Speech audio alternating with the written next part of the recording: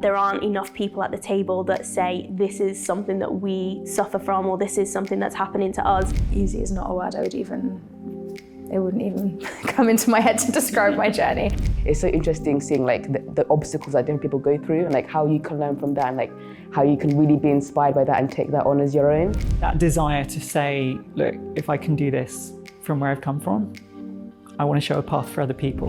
It's a small gesture, but it made me feel like I really belonged.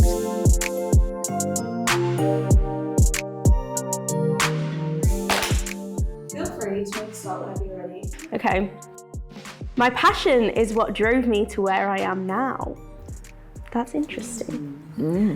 I would like to pass the phone to Charlie to talk about this first. Ooh, my passion. I mean, definitely passion has got me a long way to where I am, but wouldn't be without a lot of hard work and blood, sweat and tears. When I think about what motivates me now, it's a combination of things. It's trying to achieve my goals and personal goals in terms of motorsport. It is passion, it's kind of that hunger, but it's also that desire to say, look, if I can do this from where I've come from, I want to show a path for other people to show it's possible. So it's a bit of that too. Nothing in my whole life would have pointed towards me currently doing the job I'm doing now. But it was my passion for broadcasting and my passion for Formula One that ultimately almost scared me into realizing I couldn't stay doing the career that I was doing forever. And I just thought I'm not the type of person that can do anything that I don't want to do. So I have to do things I'm passionate about. So yeah, I had to take the leap and it paid off, thankfully. I think for me, passion was part of it, but it was people around me at critical points in my life that really opened my eyes to opportunities that I had, particularly a maths teacher who showed me that, you know, it wasn't overwhelming and that you could break those problems down and actually quite enjoy it. And I found it quite creative in the end. And that opened up so many opportunities for me in terms of then going in and studying science at university and kind of starting my career in engineering as well. Similarly, passion has helped me in my journey in motorsport.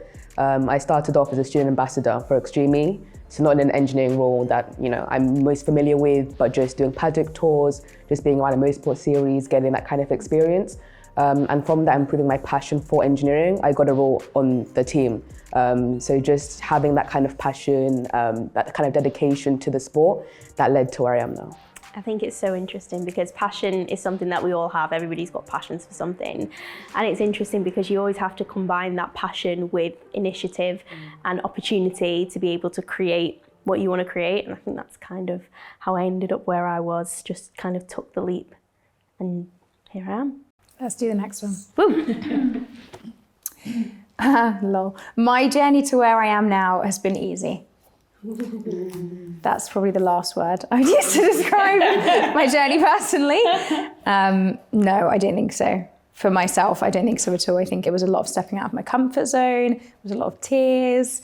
It's all been worth it, but easy is not a word it wouldn't even come into my head to describe my journey. I don't think that would be the case for a lot of people in motorsport, especially people from underrepresented backgrounds anyway. I don't think many people would describe it as easy. Anyone who gets to the pinnacle of motorsport, it's not come easy. You've had to work hard, I think. That resonates with my own experience that it's been a struggle. You have to go off in all different directions. You have to try different things, experiment. Some of those things lead to other things. Some of them just turn out to be dead ends. And it's that light at the end of the tunnel. When you have those small wins, when you have the people, like Sarah said, you know, the people that take you under their wing, that maybe open a door for you.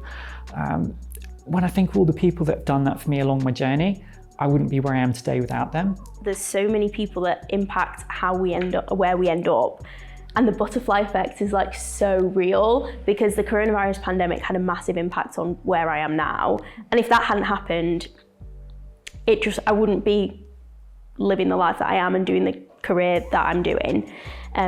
So it's so interesting how something so little can affect something so big down the line. And especially genuine connections. So I got my role by meeting Mariella Bailey at a race in Sardinia. And yeah, we just kind of bonded over our love of motorsport. We got to talking and I enrolled in the Racing for All initiative with the team. And that's just been an absolute whirlwind and a mega time. I've been able to travel with the team, gain experience from really experienced engineers and mechanics, just kind of being right in the middle of the motorsport chaos and loving every single second of it. By looking back, it definitely wasn't an easy journey, but I'm really happy with how it turned out. Okay, jump in. Adaptability is the best trait to have across any field. Anyone want to jump in with this one? I think it would be a really powerful tool to acclimatize to whichever situation that you're in. Even in the industry, different companies have kind of different ways of doing stuff. Things happen randomly. You need to be able to adapt to those kind of situations, especially doing some strategy engineering stuff. I think that adaptability is a pretty powerful tool. I find when we step outside of our comfort zone, more often than not, you learn that you're more capable than you thought, but it's only when you're actually there in the moment, pedaling quite hard, that you suddenly realize, actually, yeah, I can do this, I can step up. But you have to push yourself into situations that sometimes feel a bit unfamiliar and a bit scary. You have to be adaptable just in life in general to be able to get along. You meet different people who come from different backgrounds, different experiences, and have different expectations based off of that. So yeah, I think that's one of the most important things, and I think it's just fantastic to be adaptable. It's essential, right? I think in this industry as well, you've got to be like a very forward-facing person, like easy to get along with. Team working is so important, because in our industry, you simply can't do it on your own. Even if we're in the broadcasting side, you've got a whole team behind you that you just never even see. So there's just so much that you need in this industry and in life in general. But yeah, I can't argue with you guys. Adaptability is like a massively important one. New card time. Yeah, shall I go for it? Okay. Okay, diversity and inclusion are well represented in my field. I feel like change is being made, but as we've mentioned kind of before around this table, it is a very male-dominated sport, and not even that, it's a very white-dominated sport as well, and it always has been.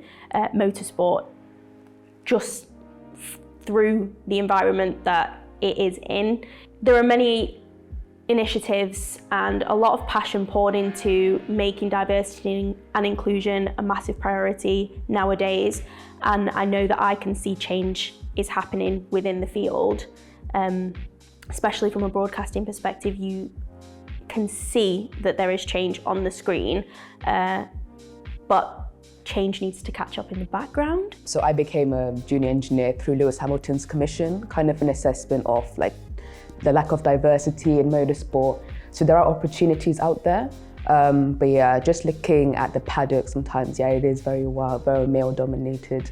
But yeah, I mean, with social media currently, I really enjoy following like females in motorsport, seeing female strategy engineers, head principals, kind of a thing. I find that really endearing. But yeah, it's definitely said that's on the front street, but yeah, some more work needs to be done in the background. From an engineering side, when I started my career many years ago, for me it was the simple things that needed to work. So my gloves never fitted. They were never the right size for me, and I always used to have these like overhands, and I had a boss at the time who was like, no more said, leave it with me, I'm going to sort this. And the next day I had gloves that fit me, and it's just it's a small gesture, but it made me feel like I really belonged. I think that's so important for diversity and inclusion as well, because until someone brings that stuff to your attention, you don't know that it's a problem if it doesn't affect you. And I think that's such a problem that we have, is that there aren't enough people at the table that say this is something that we suffer from, or this is something that's happening to us. And so until somebody knows about it, it can't be solved. And I think we're getting there in a situation where there are more people and there are more ideas and being shared, and that's how problems get solved. You can see the difference, definitely, but it's just a case of making sure all groups are more represented. But yeah, it takes time. It's not something that's going to happen overnight. And if you want actual fundamental change, I think it can't just be a case of just like quickly hire more people that like tick this box. And I do think the sport is doing what it can to make sure that it's actually implementing programs from the ground up, from grassroots, because that's where it all starts, right? That's where it has to come from. That's how you ensure that the future continues to look different. So yeah, I think we've made steps forward, but obviously we're still on a journey. It's everybody pulling together. It's the visibility of people who are role models, who are allies. Some of the work that I've done with Motorsport UK has been really inspiring, what they've done in the last few years with various different committees under their EDI programme, and listening to people in the sport and really rolling that back in and making sure that, it's not just focusing on one area, it's like everything across the board. Good. Oh, my field has enough training and development support. Oh. I mean, I'll be honest, coming into the position I'm in now, so much of what I've learned has had to come just from my own back in terms of being a racing driver, learning how to work on the car and run the car, which is what I did for years and years when I first started out. And a lot of that just came from the community around me. But when you find yourself in a role with good support around you, it makes such a difference. I look back at my career and I think, I wish I could have had that all the way along, because it really helps you knuckle down and it brings out the best in you. With the rise of social media, it makes it a lot easier to access help, assistance and training from other people, whereas in the past you almost don't know how to get on that ladder. You don't know where to look for help or training or support. And I think there's a big community that is available there that you can tap into, and you can really find somebody, or many people as well, who've lived through the same experiences and who can give you a little bit of guidance in terms of kind of where you're going and where you want to be. For my field, there is enough support, especially learning from the head engineers, being guided into how the weekend works, how to adapt to different situations, and because they have just so much experience and they know where you're coming from as well. There hasn't been an issue in my races. I think it's so interesting to hear everyone talk about community as well, and how people around them have supported their development. And certainly in green technologies, low carbon technologies, that's a massive part of it. We've got a net zero training academy, which is near Kings Winford in Dudley, but we have all the technologies under the same roof, so people can kind of support each other as they learn those new technologies, which has been amazing to see. But then equally, not everybody learns the same way, do they? So, I love what you were saying about social media and using that, and, digital platforms that we use as well to help people access training whenever it's useful and helpful to them. So it's a bit more on demand rather than, something that you're there to learn on a given day. Just means that it's around you all the time, and then you do absolutely get it through osmosis. I think when you're surrounded by great people. Yeah. All right, go again? Let's go. Okay, this is an interesting one. Some of the best talent is getting lost at grassroots levels. I agree. I think it's what I was kind of saying before about accessibility, in that motorsport is a very, very difficult area to become involved in.